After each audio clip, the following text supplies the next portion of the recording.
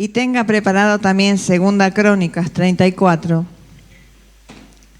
porque vamos a meternos en una historia muy interesante para meternos en saber qué es lo que Dios quiere en este tiempo y lo que Dios quiere en este día, ¿no? Hablarnos. Segunda Reyes, capítulo 22, verso 8.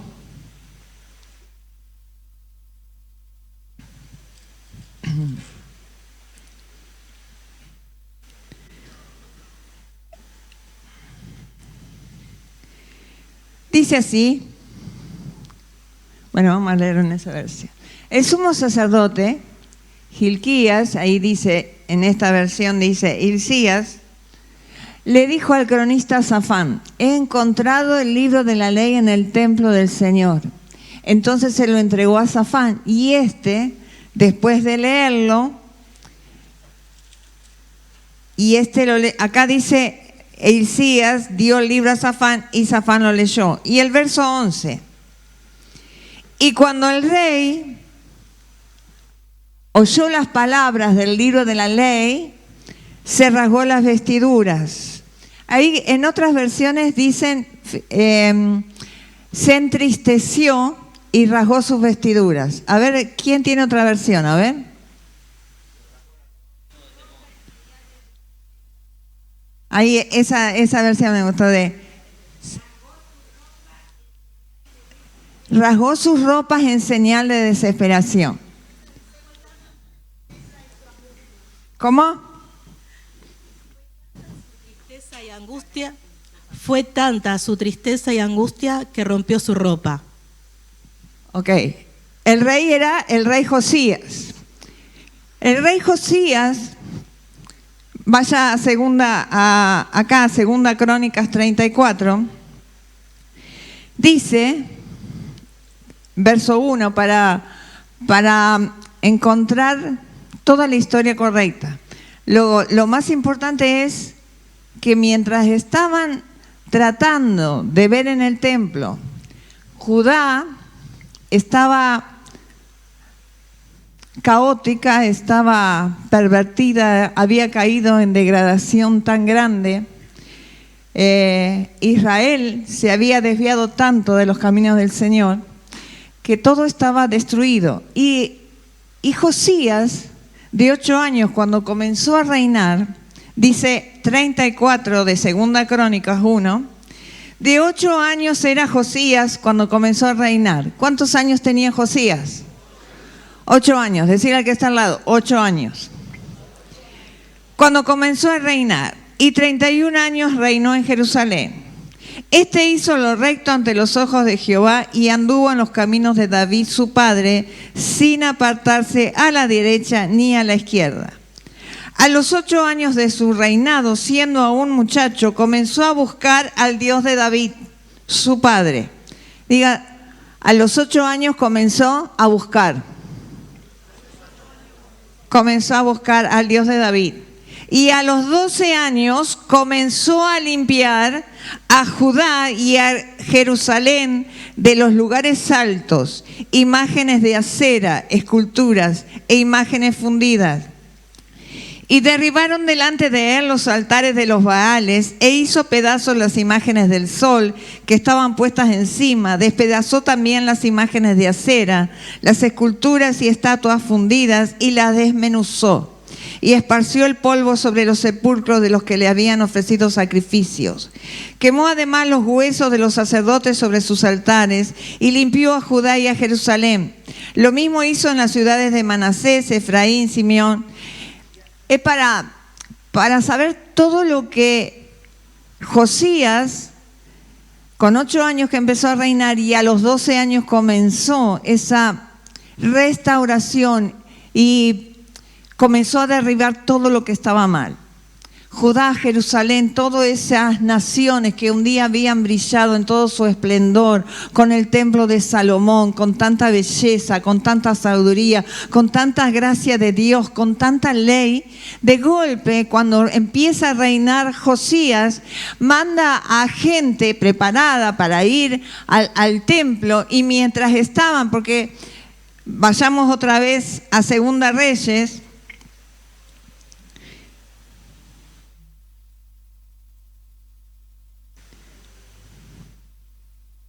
cuando dice que cuando hallaron el libro, viniendo el 9, viniendo luego el escriba Safán al rey, cuando el rey dijo, tus siervos han recogido el dinero que se halló en el templo y lo han entregado en poder de los que hacen la obra, que tienen a su cargo el arreglo de la casa de Jehová. Asimismo, el escriba Safán declaró al rey diciendo, el sacerdote Hilcías me ha dado un libro, y lo leyó Safán delante del rey. O sea, mientras estaban tratando de ordenar entre todas las cosas, encontraron el libro de la ley. El libro, ese libro que había sido la base de la nación de Israel. Ese libro que había sido el sostén de la historia de Israel. Estaba olvidado, estaba perdido, se había perdido. Esas escrituras que comenzó a leer Safán no era nada más ni nada menos que parte del Deuteronomio. Y cuando comienza a escuchar Josías, dice, se llenó de pena, dice una, se entristeció, le agarró dolor, otro dice temor, pero rasgó sus vestidos en señal de dolor. Él no estaba causando el mal, él vio el mal que había causado su pueblo. Cuando una nación deja los valores, cuando una nación deja la palabra de Dios y cuando su gente, la gente que tendría que tener la palabra de Dios como base, no la tiene, todo se va en decadencia. Todo se va en decadencia, aunque todo ahora, el sistema con el modernismo y con todo, pareciera que quieren borrar las leyes del Señor. Esta sigue siendo la base, el sustento. La palabra del Señor. Lámpara es a mis pies tu palabra, lumbrera mi camino. Y Josías, cuando dice, a los 12 años comenzó a buscar a Dios, comenzó a destruir todos los altares que habían edificado. Ustedes saben, en los templos del Señor habían erigido estatuas de distinta índole. Astoret, Asera. Se habían pervertido sexualmente. Era como una degradación total, la nación había caído. Los jóvenes estaban entregados a una promiscuidad sexual y se ofrendaban a esos dioses, hacían orgías. Así estaba la nación cuando Josías comenzó a reinar. Y fíjese que dice, y buscó al Dios de David, su padre. ¿David era su padre? ¿David era el padre de Josías? ¿Sabe que el papá de Josías era Amón, que hizo todo lo malo delante del Señor? Y el abuelo era Manasés, que había sido, escuché la expresión de Graciela, había sido un desastre. Porque no solamente edificó altares y entregó al pueblo a la idolatría, a la hechicería, sino que hizo pasar a los niños, entregó aún a sus hijos al dios Moloc. Fíjese en 2 Reyes 21, para ver un poquitito de lo que era el abuelo de Josías. De 12 años era Manasés cuando comenzó a reinar, e hizo lo malo ante los ojos de Jehová, según las abominaciones de las naciones que Jehová había echado delante de los hijos de Israel, porque volvió a edificar los lugares altos que Ezequías su padre había derribado, y levantó altares a Baal, e hizo una imagen de acera como había hecho Acab, y adoró a todo el ejército de los cielos, y rindió culto a aquellas cosas. Asimismo edificó altares en la casa de Jehová. ¿Escuchó lo que dije? Edificó altares en la casa de Jehová, en el cual Jehová había dicho, yo pondré mi nombre en Jerusalén. Y edificó altares para todo el ejército de los cielos en los 2 atrios de la casa de Jehová. Y pasó a su hijo por fuego, y se dio a observar los tiempos, y fue agorero, e instituyó encantadores y adivinos, multiplicando así el hacer lo malo ante los ojos de Jehová para provocarlo a ira. Y puso una imagen de acera que él había hecho en la casa. ¿En dónde lo había hecho? En la casa de Jehová. en donde Jehová había dicho y a Salomón su hijo, yo pondré mi nombre para siempre en esta casa y en Jerusalén, a la cual escogí de todas las tribus de Israel. Fíjese, vamos a leer 2 Reyes 24:3-4 para ver un poquito, orientarnos. 24:3-4. Ciertamente vino esto contra Judá por mandato de Jehová para quitarla de su presencia por los pecados de Manasés y por todo lo que él hizo.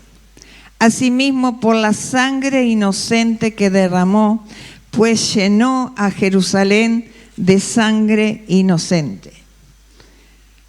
Qué abuelito tenía Josías, ¿no? Qué abuelito. Había llenado Jerusalén de sangre inocente.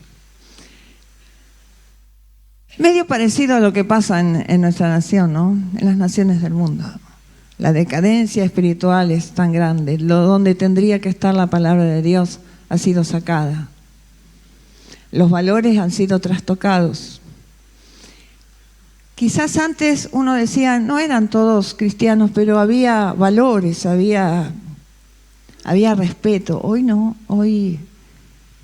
Y pareciera que se va metiendo. Hoy cuando mira, o cualquiera, uno puede mirar una novela, nadie mira o puede ver una pareja haciendo las cosas correctas. No, todos terminan ¿dónde?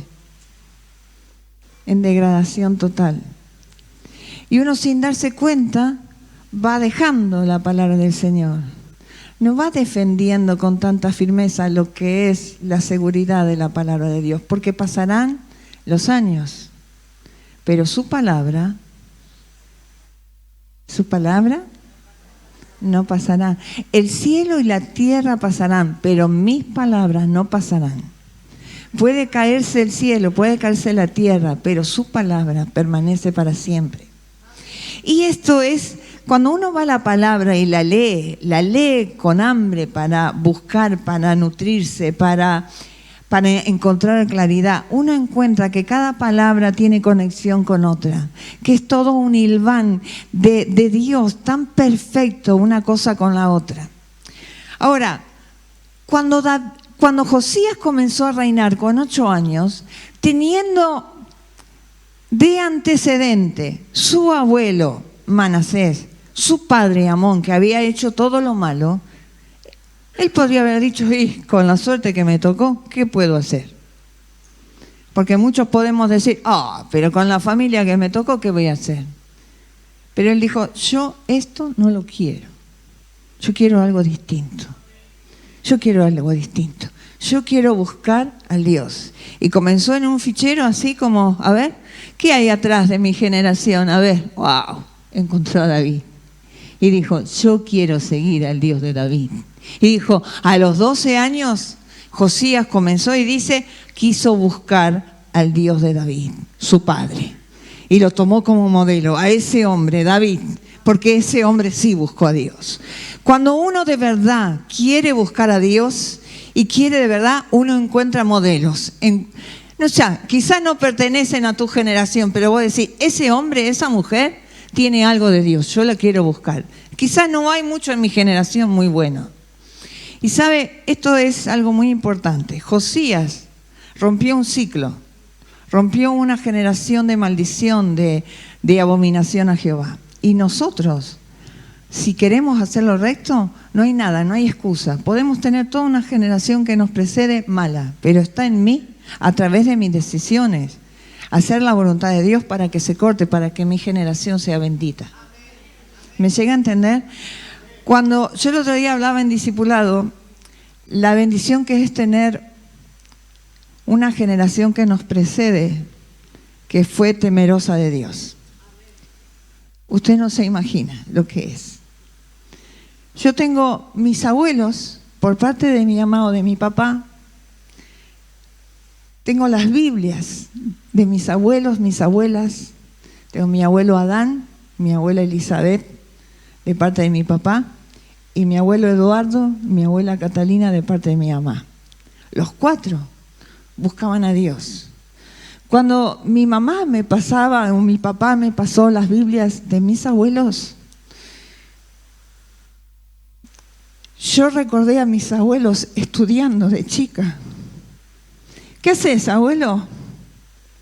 Estoy estudiando para saber, para estar preparado. ¿Preparado para qué? Para cuando Él me venga a buscar.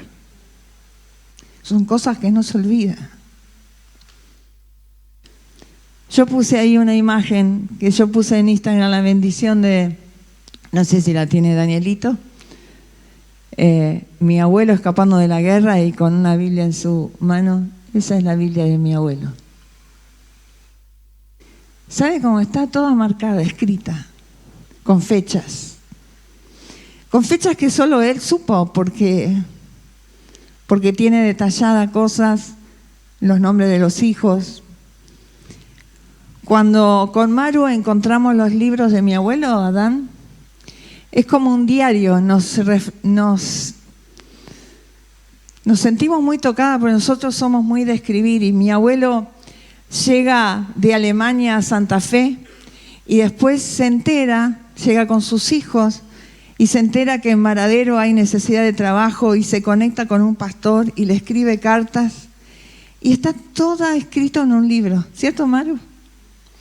Y le mandé al pastor tanto para que reciba, lo mandé en el tren a mi hijo Adán, a mi hijo Felipe, y les dije que lo vigilen, que lo cuiden, que lo tengan como si fuera un papá, que entre a trabajar, que sea responsable, todo escrito.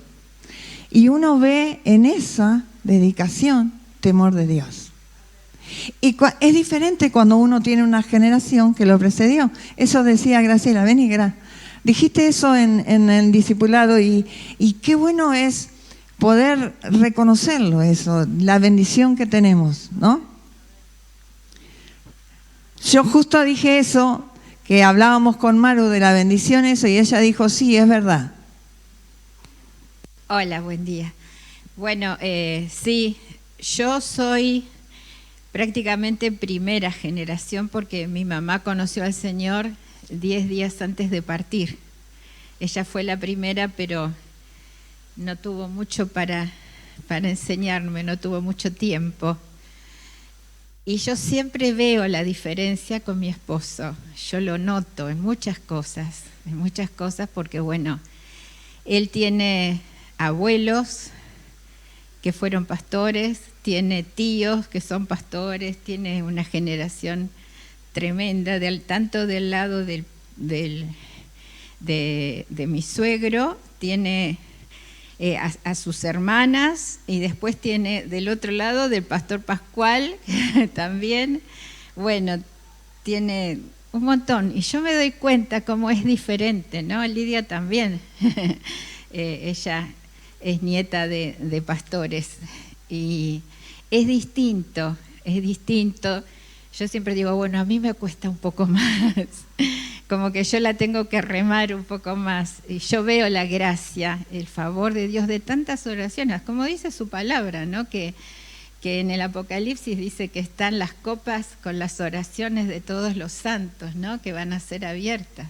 Hay un montón de oración, hay un montón de dedicación, como dice Adri, un montón de fidelidad, un montón de temor de Dios que precede a esta familia de mi esposo, y se nota.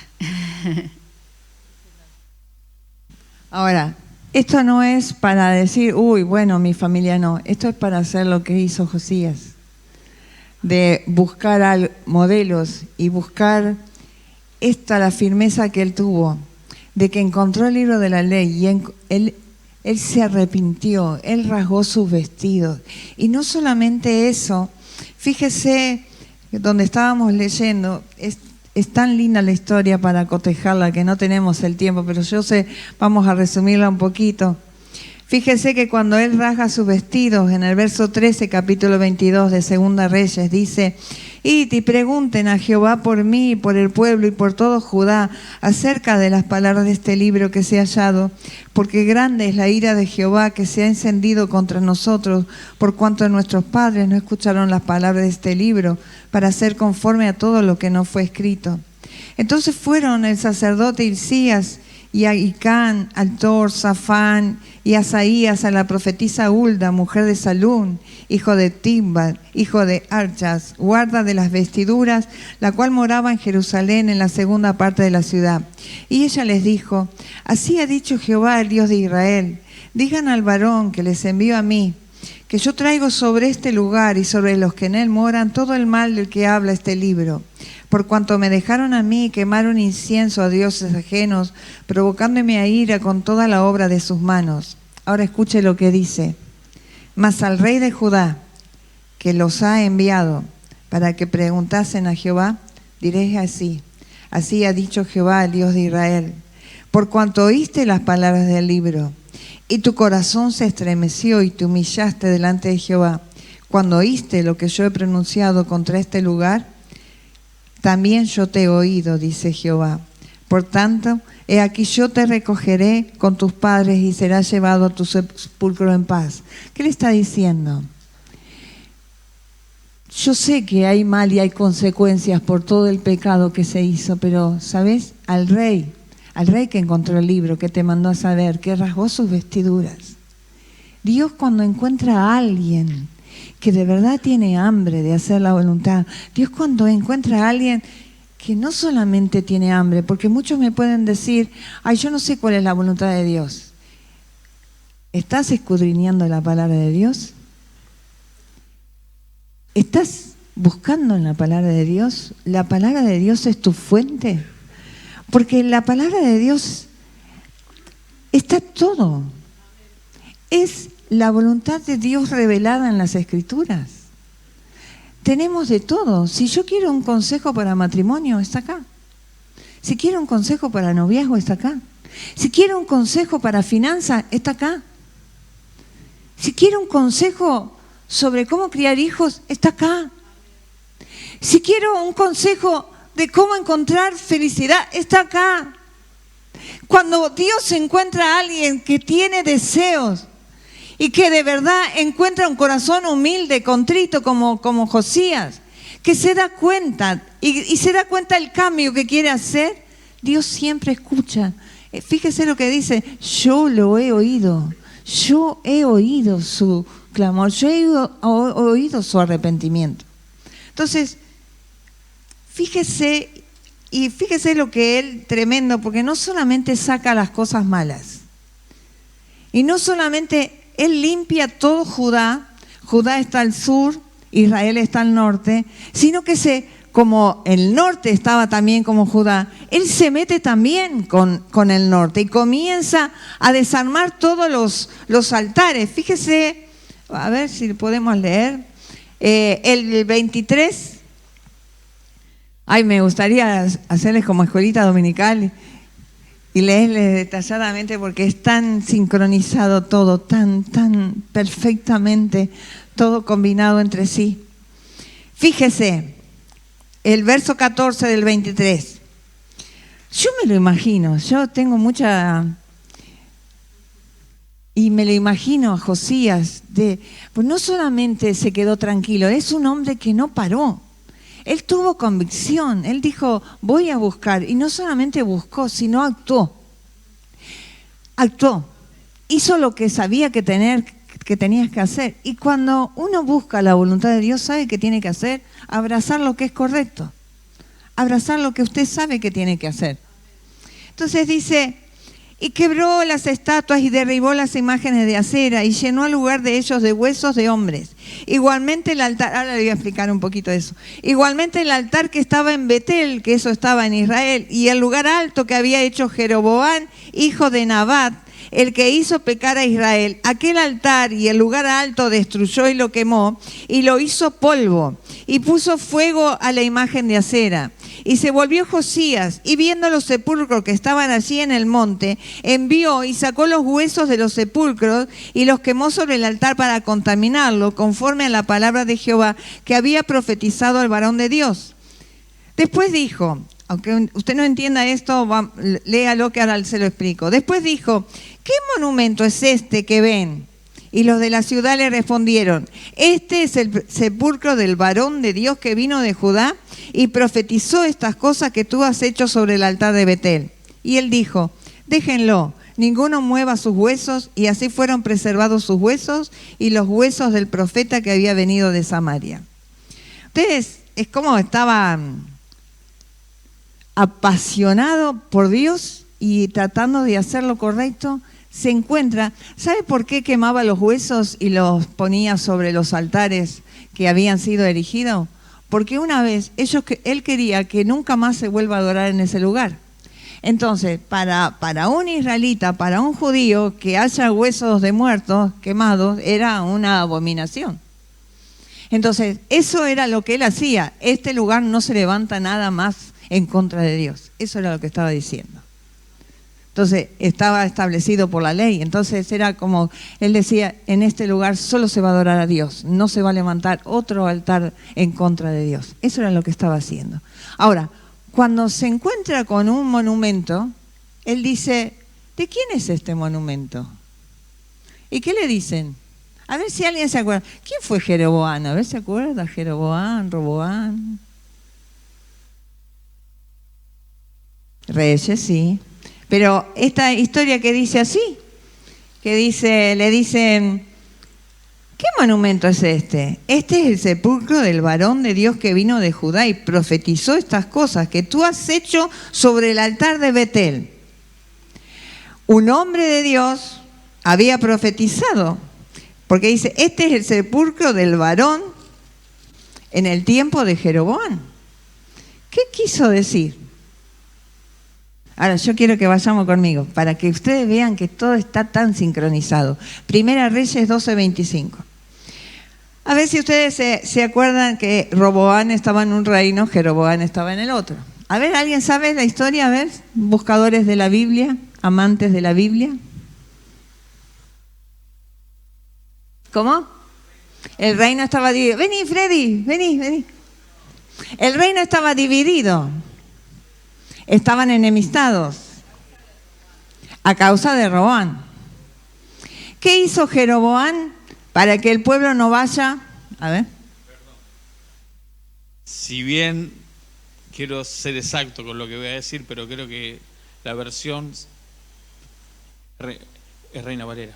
Estamos cerca. Bueno, creo que fue cuando vino el profeta a decirle que lo que estaba haciendo estaba mal porque estaba haciendo idolatría, como viene la palabra, ¿no? Pero dice que en el camino se encuentra con un profeta viejo, ¿puede ser? Sí. ¿Estoy errado? No. No. Y le dijo: mirá, yo también sé esto, vení y comamos juntos. ¿Estoy errado o no? Sí, pero eso, hasta ahí no vamos. Ay, perdón, entonces, bueno. No, sí, hasta ahí recuerdo, bueno. Se juntó con este varón. ¿Qué había hecho Jeroboam? Había erigido estatuas. Claro, imágenes de acera, baales, en fin. Claro. Como, yo me iba a ir para el otro. Claro, no vamos a llegar porque la verdad que es tan suculenta la historia de la comida del profeta también. Pero fíjese el 12:25, Primera de Reyes. Entonces reedificó Jeroboam a Siquén en el monte de Efraín y habitó en ella. Y dijo Jeroboam en su corazón: ahora se volverá el reino a la casa de David. Si este pueblo subiere a ofrecer sacrificios en la casa de Jehová en Jerusalén, porque el corazón de este pueblo se volverá a su señor Roboam, rey de Judá, y me matarán a mí y se volverán a Roboam. Y habiendo tenido consejo, hizo el rey 2 becerros de oro. Cuando no encontró otra cosa, hizo 2 becerros de oro y dijo al pueblo: bástate. ¿Habéis subido a Jerusalén? Ahora no, he aquí tus dioses, soy Israel, los cuales te hicieron subir de la tierra de Egipto. Y puso uno en Betel y el otro en Dan. O sea, ¿qué hizo Jeroboam? Lo malo. ¿O no? Dice que el pecado de idolatría es como hechicería. Y dice que vino un profeta que se llamaba, según la historia, Ido. No es que estaba Ido, se llamaba Ido. Capítulo 13 dice, he aquí, 13 de Primera Reyes, he aquí que un varón de Dios por palabra de Jehová vino de Judá a Betel, y estando Jeroboam junto al altar para quemar incienso, aquel clamó contra el altar por palabra de Jehová y dijo: altar, altar, así ha dicho Jehová. He aquí que en la casa de David nacerá un hijo llamado Josías, el cual sacrificará sobre ti a los sacerdotes de los lugares altos que quemas sobre tus inciensos, y sobre ti quemarán huesos de hombres. Y aquel mismo día dio una señal diciendo: esta es la señal de que Jehová ha hablado. He aquí que el altar se quebrará y la ceniza que sobre él está se derramará. Cuando el rey Jeroboam oyó la palabra del varón de Dios que había clamado contra el altar de Betel, extendiendo su mano desde el altar, dijo: prenderle. Mas la mano que había extendido contra él se le secó y no la pudo enderezar. Después fue pobrecito otra vez al profeta y dice: ¡ay, me curás! Y después está la historia de la comida, pero es tan suculenta la historia. Pero fíjense que esto que le dice: he aquí, va a venir un tal Josías y va a derribar los altares que estás haciendo y va a poner la ceniza de los huesos. Lo dijo 300 años antes. 300 años antes. Y cuando Josías de golpe dice: ¿y este monumento de qué es? Él le dijo: esto es lo que pasó con Jeroboam. Es el sepulcro del profeta que habló contra Jeroboam. Ah, bueno, a ese no lo molesten. Ahora, es loco, ¿no? Que digo, ¿cómo puede ser que Josías, buscando la voluntad de Dios, se metiera dentro del plan correcto, de la voluntad perfecta de Dios, de tal manera que se enhebró? Es como cuando uno enhebra la aguja, es como se enhebró en la historia que Dios tenía. ¿Por qué uno puede entrar en la voluntad perfecta de Dios que dice que es buena, agradable y perfecta? Porque cuando uno hace lo correcto, cuando uno ama la palabra y uno ama lo que puede entender de la verdad revelada, cuando yo amo la verdad revelada y hago lo que puedo entender y tengo hambre y búsqueda de Dios y me humillo, entonces Dios a través del Espíritu Santo me va a revelar lo que no está revelado acá por mi humildad y mi necesidad de buscar su guía. ¿Me llega a entender? Cuando uno tiene hambre y le da lugar a la palabra y hace lo correcto, abrazar lo correcto. Me viene ese versículo, Miqueas 6:8 creo que es. A ver, Miqueas.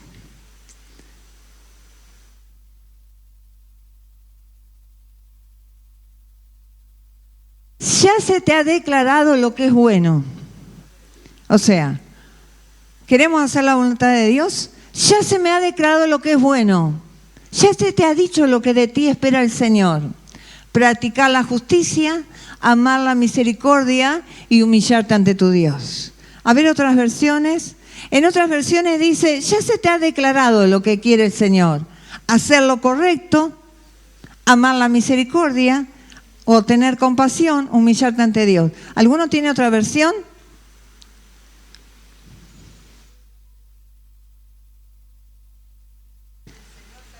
A ver, ¿cómo es fuerte? A ver. Dale. Hombre, si el Señor ya te ha dicho lo que está bien, Él ya te ha dicho lo que quiere de ti, que sea justo, que te guste mostrar fiel amor y que vivas humildemente con tu Dios. O sea, si yo hago lo que está escrito, revelado, si yo hago por primer paso hacer lo correcto con temor de Dios, como hizo Josías. ¿Qué hizo Josías? Comenzó a respetar el libro de la ley, comenzó a escuchar, se rasgó su vestidura por el dolor que había causado de que dejaran un libro, el libro tan valioso que era base de la nación y que se había degradado de tal manera. Y como buscó a Dios, se humilló mientras escuchaba las leyes de Deuteronomio, Dios le reveló sus planes de tal manera que él podía, cuando dijo: ¿y este monumento de quién es? ¿Por qué se detuvo? Se enraizó. Este es lo que pasó. Hoy cumplís la profecía que se dio hace 300 años. Hace 300 años se dijo que vos lo ibas a hacer en este lugar. ¡Wow! ¡Wow! ¿Cuántos Josías necesitaríamos, no? Pero no está en buscar otros Josías, es decir, Señor, yo quiero ser como Josías. En una nación depravada, corrupta, perversa, llena de idolatría, llena de esoterismo, llena de vendas mágicas, en una nación que se pervierte cada vez más, es necesario que volvamos a la verdad revelada. Y no que la tengamos en una biblioteca para decir soy evangélico, sino que la tenga como guía, como brújula, como base de mi vida, porque está todo en ella. ¿Cuántos hacemos de la verdad revelada nuestra brújula cada día, cada segundo? ¿Cuánto le dedicamos a Dios en buscar su palabra? Seamos sinceros, iglesia. ¿No será que también está olvidado, que la tenemos pero no la buscamos? ¿No será que la tenemos pero no es nuestra guía, nuestra fuente de inspiración? Y este es un tiempo. ¿Cómo saber cuál es la voluntad de Dios? El Señor ya te ha declarado lo que es bueno. Ya te ha declarado lo que es bueno. Ya te ha dicho lo que es bueno. ¿Qué es lo bueno? Abraza lo que es correcto. Fíjese, hay dos clases de personas. Jeroboam recibió porque podría haber escuchado la palabra del profeta y se podría haber humillado y podría haber sido distinta la historia. Pero se enojó, se rebeló, se le endureció la mano. Se rebeló, se enojó cuando el profeta le habló. Y hay personas que se enojan cuando alguien le da un consejo, cuando alguien le da una dirección, cuando alguien por amor. Pero ¿saben? Cuando alguien te habla y te da un consejo y te lo da con amor, agradecelo porque no te está mirando para quedar bien, sino porque quiere salvar tu alma, porque quiere que edificar en lo eterno. No quiere solamente que te sientas bien ahora, quiere que te sientas bien en la eternidad, porque eso es lo más importante, porque las cosas que se ven son perecederas, pero lo que no se ven son eternas. Y generalmente lo que no se ve, las eternas, es la que se nos olvida. Es la que se nos olvida. Hablamos el otro día en discipulado eso, digo, que a veces el afán y la preocupación, más en este tiempo, te sacan fuera del propósito. Cuando el Señor dice, ¿ustedes no valen más que pajaritos? ¿Ustedes no valen más que esos pajaritos que vuelan? Yo le decía el otro día cuando llegamos de Varadero, no sé si por cómo que la gata de Maru vino con una ofrenda, con un pajarito en la boca, y yo dije, ¡ah! Y de golpe mi yernito lo agarró, lo sacó de las garras del gatito, lo llevó afuera y el pajarito empezó a volar. Y el Señor cuidó al pajarito. Si el Señor cuida de los pajaritos y dice, si Él viste a las flores del campo, más bonita que el rey Salomón, ¿cómo no nos va a cuidar a nosotros? ¿Y sabe por qué a veces dudamos? Porque no hacemos de esta, su palabra, nuestra fuente, nuestra vida. Y la Biblia es rica. Cuando uno ama a Dios, es la carta del amado. Es la carta. Es la carta donde te dice, donde te habla, te declara lo que es bueno. Y este es un tiempo para volver a la fuente, iglesia. Si estás desanimado, encuentra fuerzas en la palabra. Si estás débil, encuentra fuerzas en la palabra. Si estás perdido, encuentra guía en la palabra. Porque la palabra, guiada por el Espíritu Santo, es revolución en nuestro interior. revolucionan. La Biblia no es para agarrar un versículo de acuerdo a como, a ver qué me dice el Señor, a ver. No, la Biblia no es eso. La Biblia es una fuente donde todos los días podemos bucear en la profundidad, porque hay una persona detrás de esas líneas. Si la leyéramos como un libro común, no tendría significado nada. Pero como el hombre principal de nuestra vida está escondido dentro de estas páginas, uno lo encuentra en cada punto, en cada coma, en cada situación. Entonces, este es un tiempo que ayer cuando hablaba con mis vecinos y me decían, díganme algún intendente, gobernador que no sea corrupto, díganme. Y yo digo, la gente está cansada de la corrupción, pero ¿sabe qué? Ya está acostumbrada. Está acostumbrada. Tristemente está acostumbrada. ¿Sabe que en Varadero escuchaba es corrupto, pero hace? Entonces, está todo bien. Y nos vamos acostumbrando, Y eso se mete dentro también acá, de la iglesia, de nuestras vidas, porque nosotros somos iglesia. Les dije yo el domingo pasado, ¿qué hace la iglesia? ¿Quién es la iglesia? La iglesia es lo que hacemos cada uno de nosotros en el día. Eso es lo que es la iglesia. Si usted vive en luz, eso es lo que hace la iglesia. Si usted predica a los demás, si usted ama a los demás, eso es lo que hace la iglesia.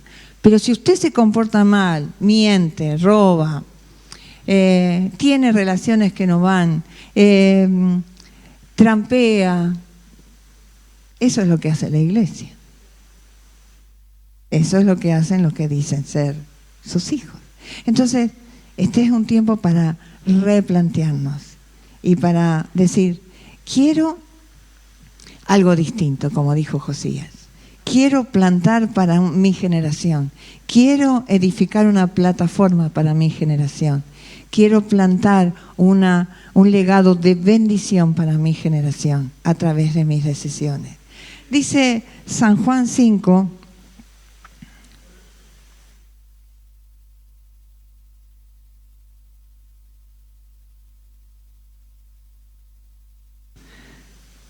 .30.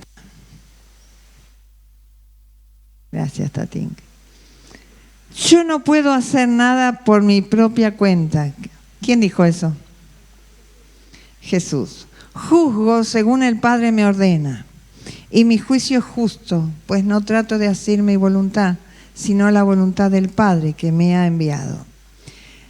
Jesús dijo, yo no puedo hacer nada por mi propia cuenta, sino lo que el Padre me dice, lo que el Padre me ordena, está sujeto a mi voluntad. Y este es un tiempo, iglesia, de hacer su voluntad, de hacer lo que Él quiere. Y a través de su palabra lo vamos a hacer, lo podemos lograr. Cerrá tus ojos y voy a pedir a los levitas que cantemos. Si hacemos una revisión, cada uno de nosotros mismos, porque esta palabra no es solamente para usted, para cada uno, es para mí. Dios me confronta todo el tiempo. Hay esa canción que decía, eres fuego que refina, sí, eres fuego que refina. Necesito que me refine, necesito que queme lo que no es de Él, que queme mis decisiones que no son de Él, que queme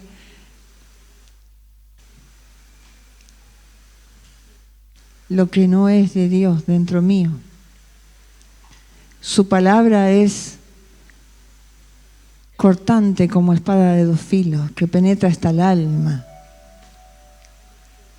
Entonces, si vos sabes en tu corazón haciendo una revisión, Señor, quiero hacer tu voluntad y quiero ser como Josías. Quiero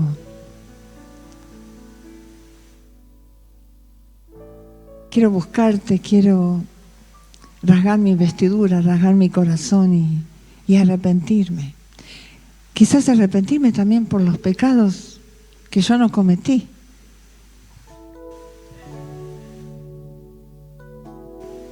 Josías se arrepintió de lo que había hecho su papá, su abuelo.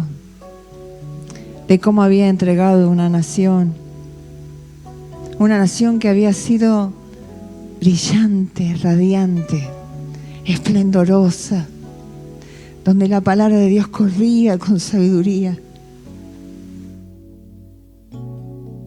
donde venían de lejos para escuchar la sabiduría que emanaba de ella, y ahora corrompida, degradada, pervertida. Y en los templos donde se había pronunciado el nombre de Dios, estaban levantados altares, confiando en hombres, confiando y entregándose a promiscuidad, a tantas cosas, cuando nos desviamos de tu voluntad. Señor, aquí estamos, Señor, en esta mañana.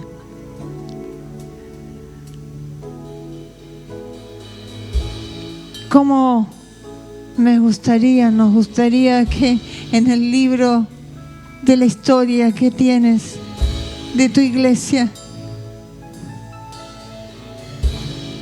digas que hicimos lo recto, que te buscamos, que te pusimos a vos en primer lugar, que abrazamos lo que es correcto a pesar de nosotros, que abrazamos tu voluntad revelada. Y al abrazar tu voluntad revelada en las Escrituras, vos nos mostrás la voluntad no revelada que está en tu corazón, que la ansío, Señor, la ansío, la deseo.